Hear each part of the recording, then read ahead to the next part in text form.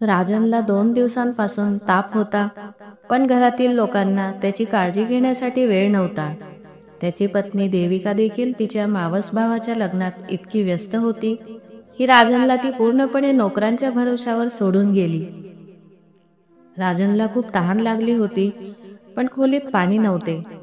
सुरुवातीला राजनला वाटले की तो स्वतः जाऊन पाणी आणेल, पण पाणी आणण्यासाठी उभा राहताच त्याला चक्कर आली आणि तो बेडवर पडला. पुन्हा उठून पाणी आणण्याची त्याची हिंमत झाली नाही. तो बेडवर शांतपणे पडून राहिला. त्याचे मन दुःखाने आणि निराशेने दुःखी होत होते. त्याने कधीच विचार केला नव्हता की एके दिवशी तो अशा परिस्थितीत येईल, पण त्याच्या परिस्थितीसाठी तो कोणाला दोष देऊ शकतो? त्याला हे चांगलेच माहीत होते की तो स्वतःच त्याच्या दुर्दशेसाठी जबाबदार आहे. या घरात जावई म्हणून राहण्याचा निर्णय त्याचा स्वतःचा होता. तो त्याच्या पत्नीला अविश्वासू आणि स्वार्थी म्हणू शकत नाही. त्याचे व्यक्तिमत्व इतके कमकुवत आणि निराकार झाले होते की तो सतत सर्वांकडून फसवला जात होता. फक्त एका चुकीच्या पावलामुळे त्याच्या आयुष्याची दिशा आणि परिस्थिती दोन्ही बदलली. राजनचे वडील विश्वनाथ, जे पूर्वी त्याचे सर्वात जवळचे मित्र होते, त्याचे वडील त्याची सर्वात जास्त काळजी करायचे. ते त्याचे आदर्श मार्गदर्शक आणि आई देखील होते. तर राजनच्या मनात त्याच्या वडिलांबद्दल चुकीची धारणा निर्माण झाली होती. तो त्याच्या वडिलांवर संशय घेत असे, त्यांचा द्वेष करत असे, ज्याचे परिणाम तो आता भोगत आहे. जेव्हा एखाद्याच्या मनावर संशयाचा पडदा पडतो, तेव्हा अशा संशयी व्यक्तीला कधीच बरोबर आणि चूक यातील फरक समजू शकत नाही. वडिलांच्या प्रेमावरील संशयामुळे तो त्याच्या कुटुंबासाठी अनोळखी झाला होता. आज त्याला त्याची आईची आठवण येत होती, जी त्याच्या छोट्याशा आनंदासाठी तिच्या सर्वात मोठ्या आनंदाचा त्याग करण्यास नेहमीच तयार असायची. त्याच्या एका हाकेला ती सर्व कामं सोडून त्याच्या मागे धावायची. राजनला कधी थोडासा ताप आला तरी ती घरात गोंधळ वाजवायची आणि कधी त्याच्या डोक्याला हात लावायची, कधी त्याच्या पायांना मालिश करायची. यासाठी त्याचे वडील तिला अनेकदा समजावून सांगण्याचा प्रयत्न करायचे की शारदा, थोडा ताप येणे ही एक सामान्य गोष्ट आहे. त्यात काळजी करण्याचे काय आहे? तू अशी काळजी करू नकोस. तू अशी काळजी करतेस तेव्हा मीही घाबरतो. जर त्याला शाळेतून परत यायला थोडासाही उशीर झाला तर शारदाजी रस्त्यावर येऊन उभ्या राहायच्या. सकाळपासून संध्याकाळपर्यंत तिचा संपूर्ण वेळ राजनभोवती घालवला जात असे. त्याच्या आरामाची काळजी घेण्यात, त्याच्या सर्व गरजा पूर्ण करण्यात.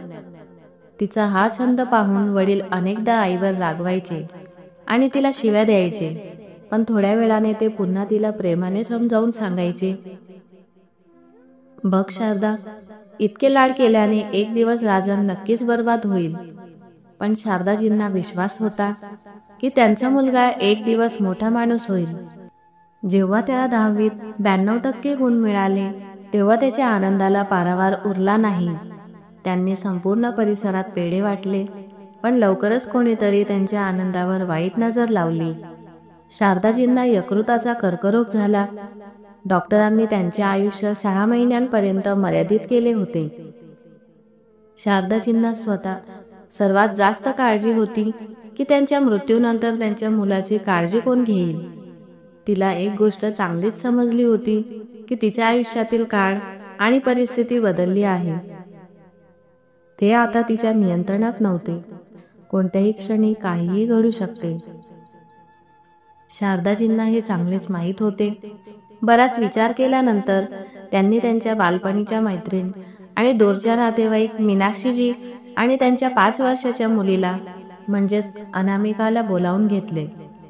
मीनाक्षी, जी अकाली विधवा झाली होती, 2 महिन्यांपूर्वी तिच्या पतीचा अपघातात मृत्यू झाला होता.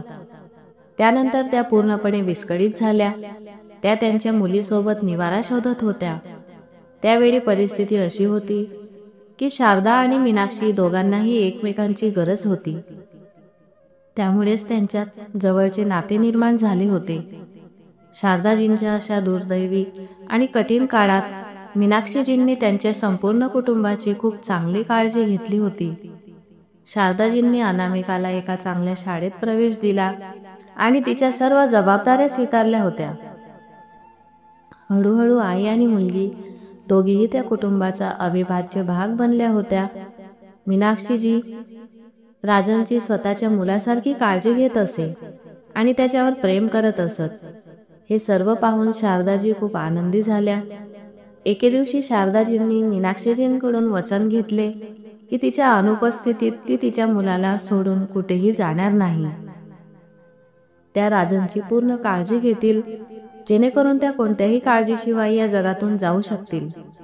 वचन घेतल्यानंतर 1 महिन्यानंतर शारदाजी मरण पावल्या, पण मीनाक्षीजींनी त्यांचे वचन पाळले. राजनची काळजी घेण्यासोबतच तिने त्याला मानसिक बळही दिले.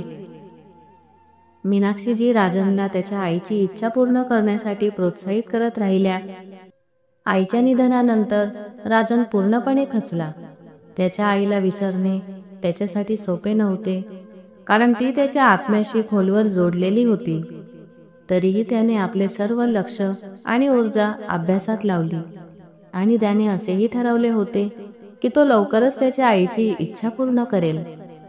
त्याच्या मेहनतीचे चीज झाले आणि त्याला IIT कानपूरमध्ये प्रवेश मिळाला. कानपूरला गेल्यानंतर तो अभ्यासात इतका रमला की त्याने घरी येणेही कमी केले, कारण घरी आल्यावर त्याला त्याच्या आईच्या आठवणी त्याला दुःखी करत असत. त्याच्या आईचे आयुष्य कमी करून निर्मात्याने तिच्यावर असा अन्याय का केला हे त्याला समजत नव्हते. त्याची दीदी त्याच्या वडिलांची काळजी घेण्यासाठी गावाहून आली. शारदाजींच्या मृत्यूमुळे त्याचे वडीलही मानसिकदृष्ट्या खचले होते. तरीही ते राजांची काळजी घेण्यासाठी आणि त्याच्या गरजा पूर्ण करण्यासाठी पूर्वीपेक्षा जास्त तत्पर होते. आता त्यांनी राजनला शिव्या देणे, ओरडणेही बंद केले होते. कुटुंबातील 3 सदस्यांमधील दुवे जोडणारी मीनाक्षी काकू एकमेव होती. जेव्हा तो अभियांत्रिकीच्या शेवटच्या वर्षात होता, तेव्हा अचानक एके दिवशी त्याचा मित्र कुणाल त्याने त्याला सांगितले की त्याच्या वडिलांनी मीनाक्षी काकूंशी लग्न केले आहे. हे ऐकताच त्याचे संपूर्ण शरीर दुःखाने, रागाने आणि तिरस्काराने थरथर कापू लागले. एवढी मोठी गोष्ट घडली आणि बाबांना मला ते सांगण्याची गरजही वाटली नाही. तरीही त्याने वडिलांना फोन केला नाही, कारण राजन त्याच्या वडिलांवर खूप रागवला होता. 2 दिवसांनी त्याला त्याच्या वडिलांनी पाठवलेला एक लिफाफा मिळाला. त्याला हे समजायला जास्त वेळ लागला नाही की त्याच्यात फोनवर बोलण्याची हिंमत नव्हती, म्हणून त्यांनी ते लेखी स्वरूपात पाठवले.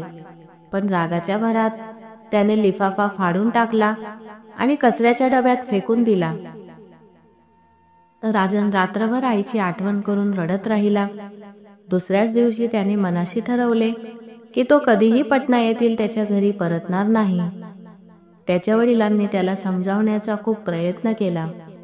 ते त्याला सगळं सांगायलाही आले, पण राजन शांतपणे बसला आणि कोणतीही प्रतिक्रिया त्याने दिली नाही. राजनच्या या वागण्यामुळे त्याच्या वडिलांना खूप दुःख झाले. त्यांनी त्याला खूप समजावून सांगितले की या लग्नामुळे तुझ्या आयुष्यात काहीही फरक पडणार नाही.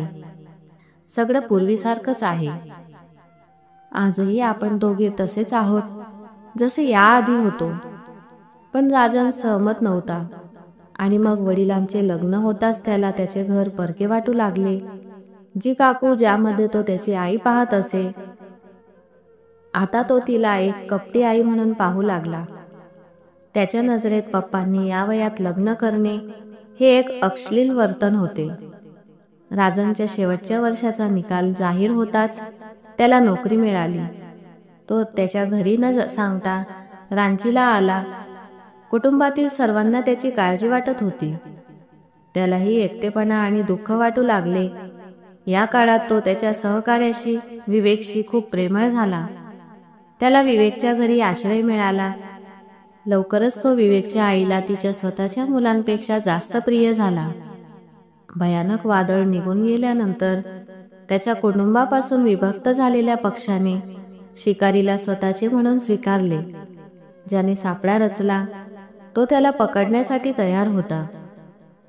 मग विवेकच्या आईने हे अमूल्य रत्न तिच्या मुलीच्या म्हणजेच देविकाच्या गळ्यात घालण्यास उशीर केला नाही. आधी तर घरी बसून कोणताही हुंडा न घेता मिळालेल्या या जावयाला त्या घरात खूप आदर आणि प्रेम मिळाले. देविका ही खूप आनंदी होती. सासरच्या घरच्या बंधनापासून मुक्त होती. तिला फिरण्याचं पूर्ण स्वातंत्र्य होतं. पण लवकरच राजनला हे जाणवू लागले की घराच्या प्रेमासाठी त्याने कितीही खर्च केला तरी त्याचा सन्मान आणि आदर कधीच घराच्या मुलांसाठी नव्हता. तसेच आई वडिलांच्या घरी न राहिल्यामुळे पत्नीचा खोडकरपणा वाढत होता. राजनची काळजी घेण्याऐवजी तिला तिचा मेकअप, सजावट आणि खरेदी यातच जास्त रस होता. दिवसेंदिवस तिच्या आनंदाच्या मर्यादा वाढत होत्या. ती नवीन आधुनिक कपडे आणि दागिन्यांवर अधिक लक्ष केंद्रित करत होती. तिचा नवरा तिच्यासाठी फक्त पैसे कमावण्याचे यंत्र होता.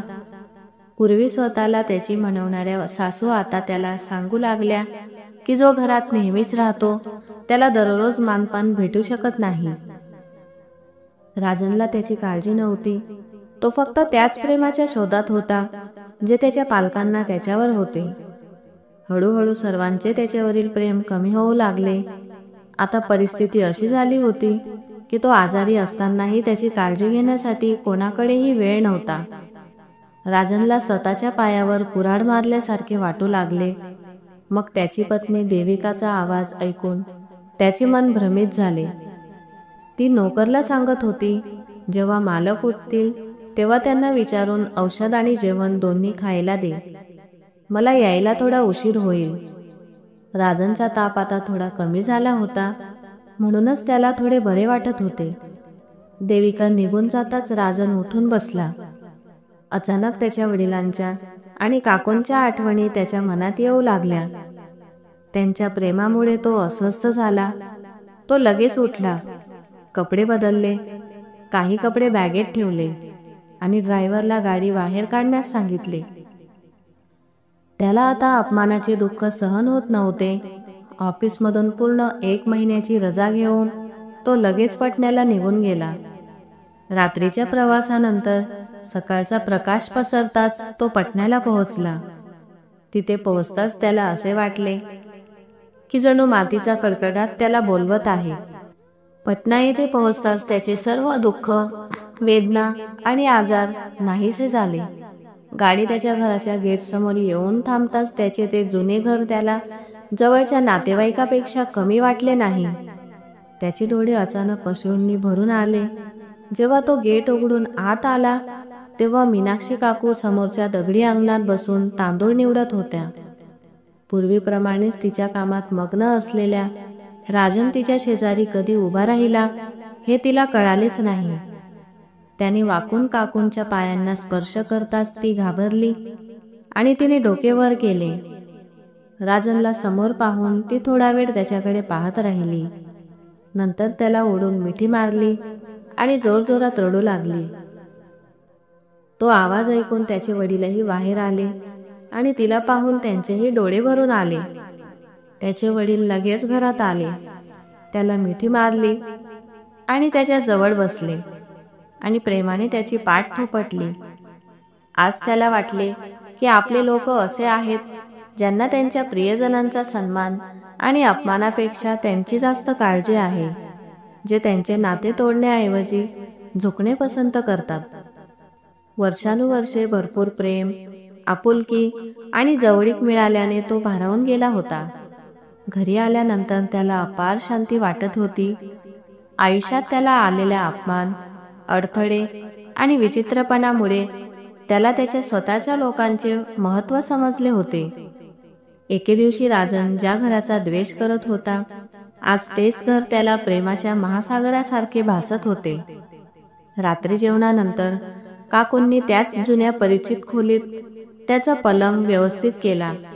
सर्व कामं संपवून ती त्याच्या डोक्याजवळ येऊन बसली. पूर्वीप्रमाणेच त्याच्या डोक्याला हात लावत म्हणाली, मला माहीत आहे की मीच गुन्हेगार आहे, पण माझ्यावर विश्वास ठेव. बेटा, आम्हाला हे लग्न असहाय्यतेमुळे करावे लागले. शारदा दिदींच्या निधनानंतर परिसरातील लोकांच्या लज्जास्पद टोमणांमुळे आमचे जीवन कठीण झाले होते. लोक उघडपणे आमची बदनामी करत होते. लोक अनामिकाला टोमणे मारून त्रास देत होते. आम्हाला काय करावे हे समजत नव्हते. आम्ही दोघेही, आई आणि मुलगी, या घरात पूर्णपणे सुरक्षित होतो. या वयात तुझ्या वडिलांनाही त्यांचे घर आणि नोकरी सांभाळणे कठीण होत चालले होते. म्हणूनच आम्ही दोघांनी लग्न करण्याचा निर्णय घेतला. तू आमचा निर्णय समजू शकला नाहीस आणि घर सोडलेस. मग तू या घराकडे मागे वळून पाहिले नाही. तेव्हापासून मी फक्त तुझी वाट पाहत आहे. जर तुला ते नको असेल तर मला कितीही अडचणींना तोंड द्यावे लागले तरी मी या घरात राहणार नाही. मी अनामिकाला सोबत घेऊन घर सोडेन, पण आता मी तुला कधीही या घराबाहेर पडू देणार नाही. मी शारदा दीदींना वचन दिले होते की मी नेहमीच तुमच्या आनंदाची पूर्ण काळजी घेईल. मग मी तुमच्या आनंदात कसा अडथळा आणू शकते? तिच्या डोळ्यात अश्रूंच्या स्वरूपात तिचं प्रेम ओसंडून वाहत होतं. ती काही वेळ शांतपणे रडत राहिली. मग त्यानंतर जेव्हा ती निघण्यासाठी उठली तेव्हा राजनने तिचा हात धरला आणि म्हणाला, काकू, तुम्ही तुमच्या नालायक मुलाला एकदा माफ करू शकत नाही का? मी वचन देतो की भविष्यात मी तुम्हाला तक्रार करण्याची एकही संधी देणार नाही. त्याच्या वागण्याने आश्चर्यचकित होऊन काकू आश्चर्यचकित नजरेने त्याच्याकडे पाहू लागल्या. मी आणखी एक चूक केली आहे काकू. मी तुम्हाला सर्वांना न सांगता लग्न केले. मला आशा आहे की तुम्ही दोघेही मला माफ कराल. अरे, तू माझ्या सुनेला कुठे सोडून आलास? मग तिला का नाही आणलेस? किती वेळ दाराशी उभी राहून आहेस कोणास ठाऊक. त्यांचे संभाषण ऐकत त्यांचे वडील खोलीत आले. अरे काकू, थोडी वाट पहा. आधी माझी पटण्याला बदली होऊ द्या, मग आमचे संपूर्ण कुटुंब नेहमीच एकत्र राहील. त्यानंतर बराच वेळ ते कुटुंब आणि सुनेबद्दल बोलत राहिले. सगळे झोपायला गेल्यावर तो बसला आणि देविकाला निरोप पाठवत होता. आता मी घर जावई होण्यासाठी तुमच्या घरी परत येणार नाही. जर तुला माझ्या घरची सून म्हणून माझ्यासोबत राहायचे असेल तर तुला पटनाला येऊन माझ्या आई वडिलांसोबत आणि माझ्यासोबत राहावे लागेल. राजनचा मेसेज वाचल्यानंतर देविकाने तिथे येण्यास नकार दिला. देविकाने तिच्या आईला आणि भावाला सांगितले की राजन कधीही इथे परत येणार नाही. तेव्हा तिच्या आईने तिला लगेच तिच्या सासरच्या घरी जाण्यास सांगितले. देविका रागात म्हणाली की मी जाणार नाही. मी इथे माझ्या माहेरच्या घरीच राहीन. हे ऐकून देविकाचा भाऊ म्हणाला, ऐक देविका, तू तुझ्या सासरच्या घरी जा. तुझा नवरा आता इथे तुझा खर्च उचलायला बसलेला नाही आणि माझ्याकडे तुझ्या अनावश्यक खर्चासाठी पैसे नाहीत. म्हणून तू तुझ्या घरी जाणेच तुझ्यासाठी चांगले होईल.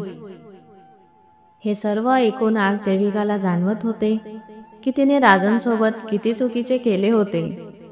जोपर्यंत राजन या घरावर पैसे खर्च करत होता तोपर्यंत मी सर्वांसाठी खूप चांगली वाटत होती.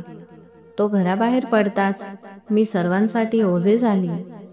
हे सर्व ऐकताच तिने लगेच राजनला फोन केला आणि ती घरी येत असल्याचे सांगितले. राजनने तिच्यासाठी पाटण्याला जाण्यासाठी तिकीट बुक केले. देविका स्टेशनवर पोहोचताच राजन हसत हसत तिची वाट पाहत होता. ती ट्रेनमधून उतरताच तिने राजनला मिठी मारली आणि रडू लागली आणि त्याची माफी मागितली. ते दोघेही घरी पोहोचले. मीनाक्षी काकूंनी दोघांचेही स्वागत केले. आज तर काकू खूप आनंदी होत्या, कारण त्यांनी शारदाजींना दिलेले वचन आज पूर्ण झाले होते. तर मित्रांनो, मला आशा आहे की तुम्हाला आमची कथा आवडली असेल. जर कथा आवडली असेल तर व्हिडिओला लाईक करा आणि शेअर करा आणि चॅनलला सबस्क्राईब करा. आपण पुन्हा भेटूया नवीन कथेसह. धन्यवाद.